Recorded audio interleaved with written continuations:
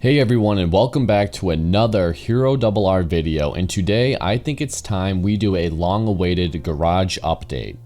So let's get started with my 2003 Honda VFR 800. Many of you guys will know that the VFR is my daily commuter. It's kitted out with heli bars and a sergeant seat for additional comfort. I also have a monolock top box so I can transport small items and have a place to store my helmet. I also have a front and rear dash camera which I installed for a little bit of a peace of mind. The VFR got some love this summer: new brake fluid, spark plugs, pair delete, cam chain tensioner replacements, and a drivetrain. I do eventually want to do a semi-resto mod on this bike, take it all apart, clean everything up nice, and replace these tires, and maybe finally do a MOSFET rectifier upgrade. Other than that though, the VFR is ready to go for many more miles and doesn't need much work at all. The VFR does live in the shed because it is one of my older and least valuable bikes, even if it is one of my personal favorites. But it's not alone in the shed, it has a few roommates. One of these roommates is my 1982 Honda MB5, purchased from Ari Henning. You may have heard of him.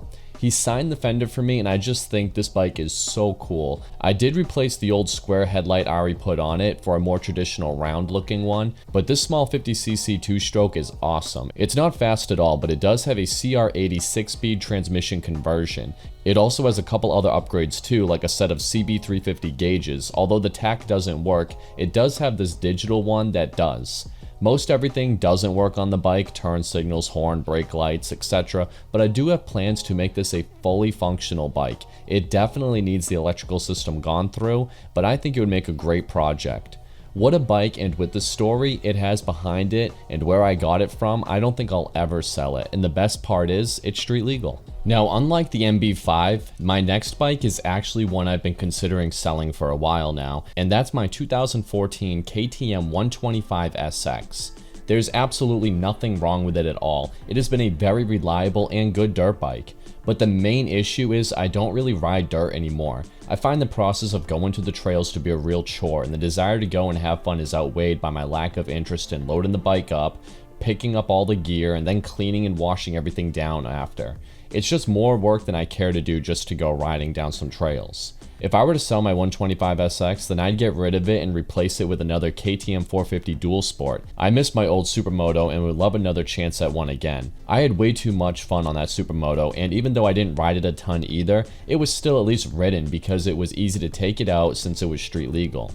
Anyway, I haven't really touched my 125 in over 2 years now. It still runs and starts first kick, no issues I could think of at all. I did do a lot of modifications to it, mostly to make it better for the trails, like a steely flywheel weight and tons of protection everywhere. But at the end of the day, it is an MX bike, and if I had to do it all over again, I probably would have just picked up a 4-stroke 250 instead, or just kept my Supermoto. Anyway, we will see what happens with the old 125. Until then, it doesn't cost me anything to keep it, and it doesn't take up much room, so she can stay until I make up my mind with what I want to do with her. And the last occupant in the shed is another bike I would never part ways with, and that's my 1980 Honda Z50. The little Z50 may appear to be in a sad state right now, but actually it's getting some long overdue love.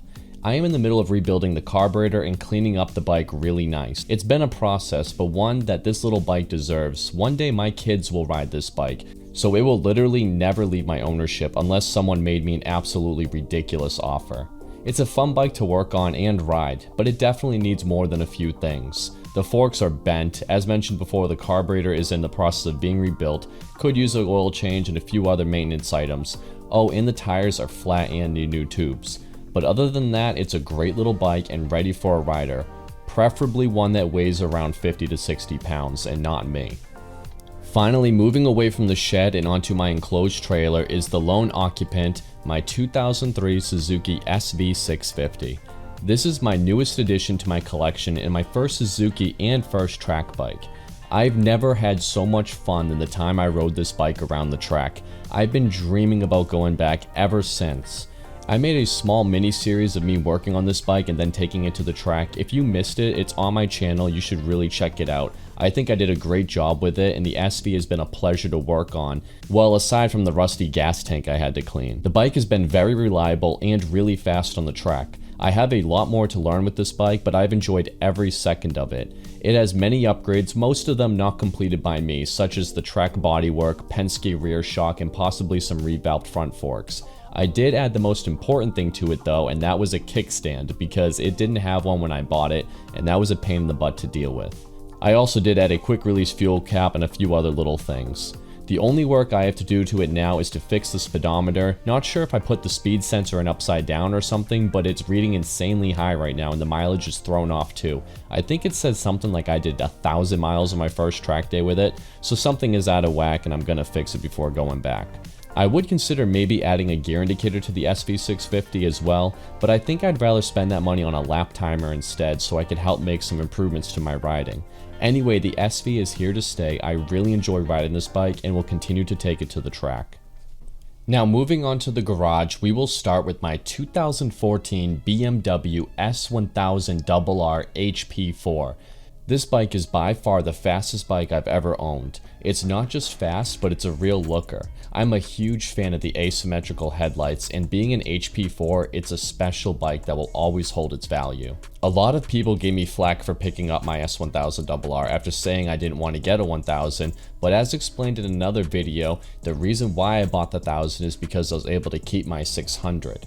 And despite how cool the HP4 is and how capable and amazing it is as a pure sport bike, it is still very comfortable and even has factory heated grips. It's a great bike, and I'm not going to lie, sometimes I do just enjoy looking at the HP4 in my garage. So even though I don't ride as much as I used to, I still get plenty of enjoyment just owning such a cool bike. Eventually, when I get more comfortable on the track, I'd love to take it out and see what it can do. Although I know I'll never be able to get everything out of it, this bike is an expert level bike and it's certainly not reaching its capabilities under my control.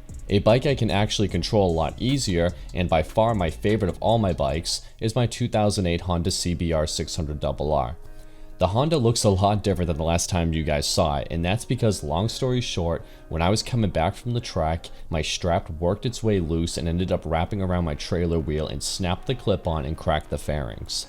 I ordered some new fairings and in the meantime decided it was time for me to do some major upgrades to my 600 while it was under the knife. I won't give everything away because I do plan on making a video just on my 600, but if you guys follow me on Instagram or Facebook, then you would know that I've added an Öhlins rear shock to the bike and did some serious maintenance. I actually adjusted the valves for the first time ever and replaced a few parts. I cleaned everything exceptionally well, and I am now just waiting for my fairings to arrive to finish the bike off and get it ready for my 8th riding season with this 600. It is my favorite bike of all, and I will never sell it.